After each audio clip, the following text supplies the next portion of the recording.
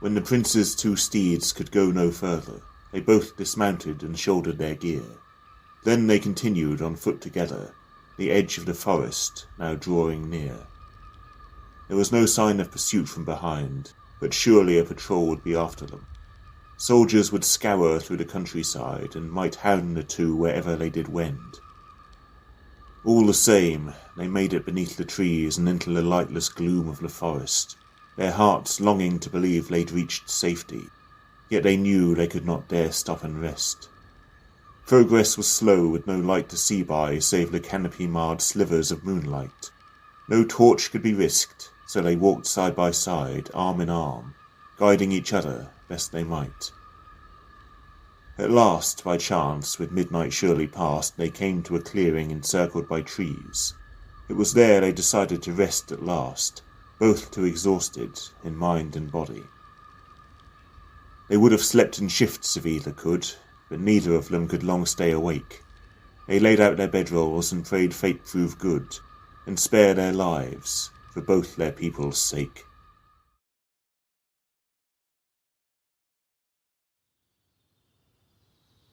Dawn came with much gloom and grey, but no soldiers. All the same, they packed with the haste of wise prey, and with sunlight to see by, they moved quicker, as well as far more assured of their way. They ate some of the salted meat and cheese which had been prepared for them before they fled. Akran then spoke. "We're lucky we didn't freeze. If we tried this in winter, we'd both be dead." Zyrandaen did not reply for a time, nor would he look upon his rescuer. A great deal seemed to be vexing his mind. His visage was constantly grim and stern. At last he said, "I suppose I should thank you, yet it was your family who caused my plight. I have friends and guards lain midst the morning dew, their bodies rotting now in the day's first light. Why did your father attack me and mine? Why does he seek a war with Jahrth so badly? Why is he so careless of innocent lives? You must know him best, Prince Akran. Tell me."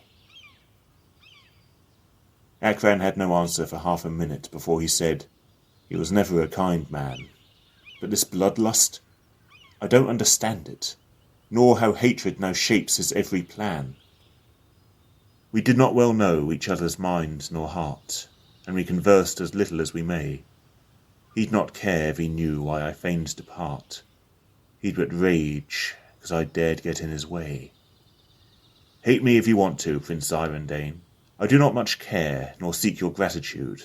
I do this for every life I might save, and that, like it or detest it, includes you. That sat between them for an hour or so, as they walked in silence between the trees, not entirely sure of where they did go, until they reached the forest's edge, finally. Prince Akran scanned the horizon a moment, then finally pointed to 7 grouped hills. "The Sarkost Barrows," he said as he bent his steps towards them. "We might make it still." Zyrandaen remembered the barrows from maps he'd idly studied in his home's library. They'd managed to not be turned round and march back the way they'd come by deceiving night and trees. If they continued beyond the barrows and kept the curling river air to the west, they'd reach Jahrth the day after tomorrow. But they'd no cover now, and may find scant rest. The sun broke the morning gloom by the time the 2 princes emerged from the tree line. The warm summer air was fresh and sublime, and one could almost think the day had grown benign. Almost in answer to a moment of peace, the sound of hooves brought all glad thoughts to an end. The sound grew closer, and indeed did not cease until 6 armoured riders stopped before them.